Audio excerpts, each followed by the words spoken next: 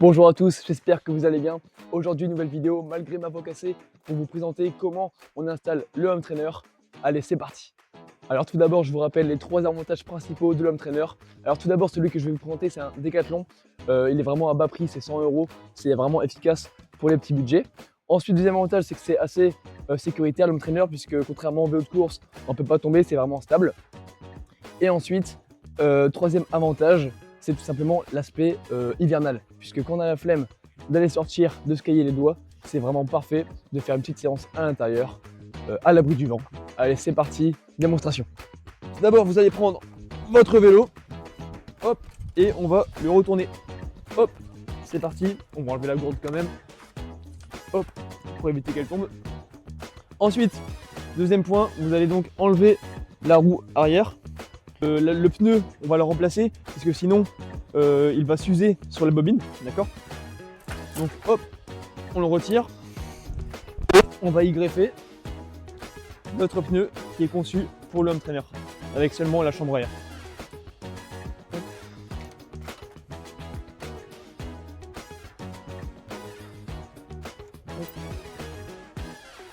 Hop, je serre bien pour éviter d'avoir un problème et de tomber.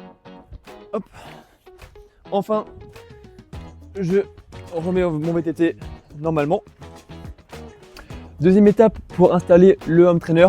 Donc vous allez le prendre, vous allez le tendre de tout son long, puis vous allez écarter la bobine et mettre le câble qui vous permettra donc de varier les résistances. Hop, devant, puisqu'il sera accroché au niveau du guidon. Troisième étape pour installer le home trainer, il faut prendre le vélo et le rapprocher de l'home trainer. C'est utile ça. Ensuite, donc vous allez faire rentrer la roue vers la bobine pour la poser. Et enfin, vous n'aurez plus qu'à visser la roue arrière pour bien la bloquer. Personnellement, je préfère la serrer un peu trop que pas assez, puisque après ça peut bouger comme ceci et puis faire du fractionné et s'arrêter pour tout remettre en place, c'est un peu chiant et ça coupe dans votre effort, ça coupe l'effort, c'est pas très pertinent pour la séance. Donc je préfère bien serrer à fond. Hop. Avant de commencer à faire du home trainer et du fractionné, c'est quand même important de regarder un peu la bobine et la chambre à air, puisque s'il n'y a aucun contact, bien sûr il n'y aura aucune résistance. Le but c'est de galérer un petit peu, donc pour cela il y a les petites manivelles. Hop, ici ça s'est rapproché, mais pas suffisamment, puisque ça ne touche pas. Donc ici il y a un petit réglage à faire. Il faut que la roue soit un petit peu en contact, mais pas trop. Hop, comme ceci, ça va faire l'affaire. Hop, je resserre un petit peu quand même. Hop. Et là, on voit bien qu'il y a une résistance. Ensuite, le câble magnétique que je vous ai demandé de tendre tout à l'heure, donc qui se présente comme ceci et qui permet donc de régler la résistance de l'home trainer, vous allez le prendre et le mettre sur le guidon.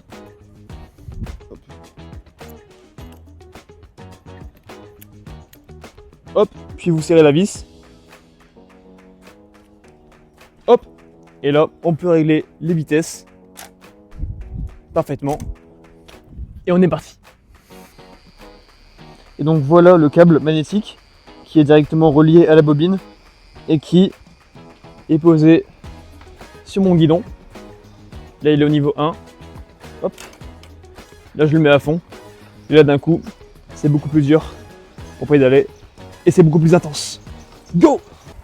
Sur ce, j'espère que cette vidéo tuto home trainer t'a été utile. En attendant, n'oubliez pas de liker, vous abonner et commenter en bas de cette vidéo.